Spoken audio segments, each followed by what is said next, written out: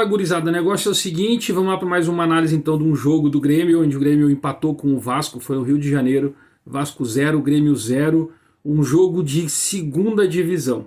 Exatamente. Quem me acompanha aqui no canal sabe que desde o ano passado eu já venho falando sobre a segunda divisão, e esse jogo mostrou exatamente o que significa jogar a segunda divisão, e parece que a partir de agora o Grêmio conseguiu entender. Um jogo pegado, um jogo de muita marcação, de muita imposição física no meio, mas de pouca criação.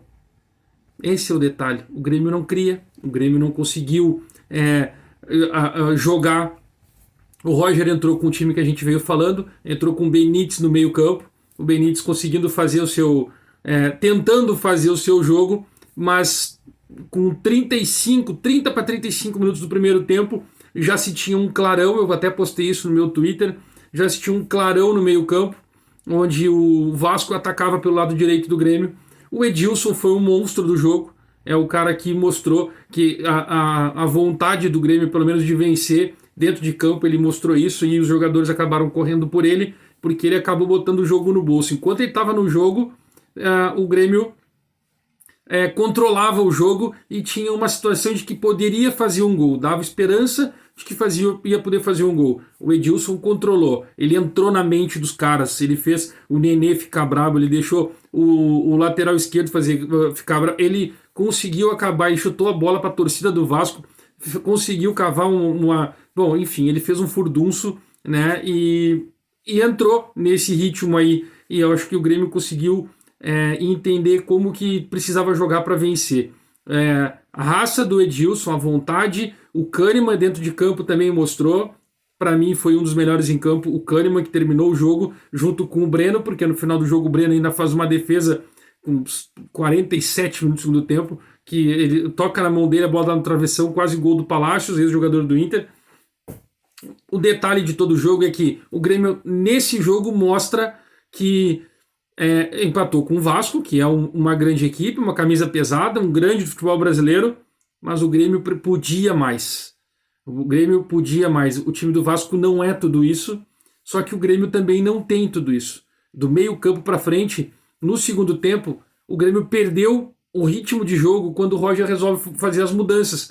E aí eu acho que ali o Roger se perde, porque ele tira o Bitelo, e o Bitelo era o cara que estava fazendo essa ligação.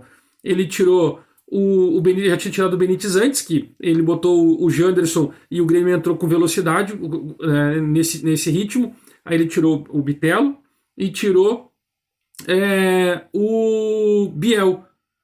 E aí ele botou o Lucas Silva. Aí o time ficou fechado.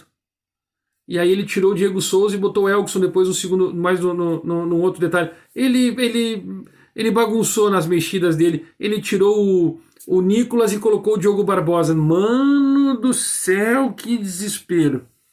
Quando ele botou o Diogo Barbosa. E aí eu fiquei pensando, tá, agora o Grêmio botou toda aquela turma aqui que foi rebaixada, né, no ano passado, e nós vamos entregar o jogo pros caras, vamos perder. Se ficar no 0-0, levanta as mãos pro céu. E aí foi o que aconteceu. Acaba o jogo 0-0, a gente achando que poderia conseguir alguma coisa a mais. O detalhe é que o esquema ficou um pouco mais trabalhado, mas o Grêmio não é que não tem um cara de criação.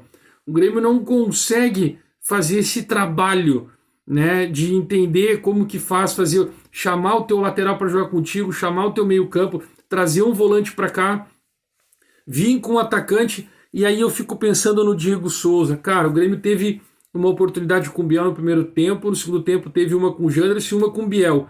Duas oportunidades, a bola era para o atacante do Grêmio. Os dois atacantes do Grêmio entraram na área e podiam cruzar. O Biel ainda puxou para trás porque ele imaginou o Diego Souza dentro da área, vou botar a bola alta. Ele cruzou sem saber se o Diego Souza estava na área.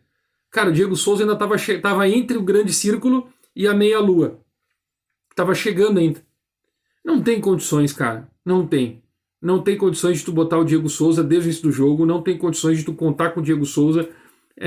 O time do Grêmio é sofrível. Sofrível. Pelo menos brigador ele vai ser. É o que a gente estava esperando. A segunda divisão é isso. É brigar. Ganhar o meio campo. E aí quando ele bota o Lucas Silva e o Thiago Santos, o Grêmio ganha, fortalece o meio campo. para poder liberar o Diogo Barbosa. Só que aí o Lucas Silva me comete 2 erros e dá o contra-ataque dos caras. Então, assim, ele podia estar um pouco livre, leve, frio, né? E isso acontece. E aí parece que o Zé Roberto, né, o Zé Ricardo, desculpa, ele entrou na mesma linha do Roger. E ele fez as substituições, a única que ele fez certa foi o Palacios, que jogou bem porque o Grêmio já estava cansado, o meio-campo do Grêmio. E, né, o resto ele errou, assim como o Roger também errou. O Roger acertou só na substituição do Janderson, porque o Elkson não conseguiu ajudar.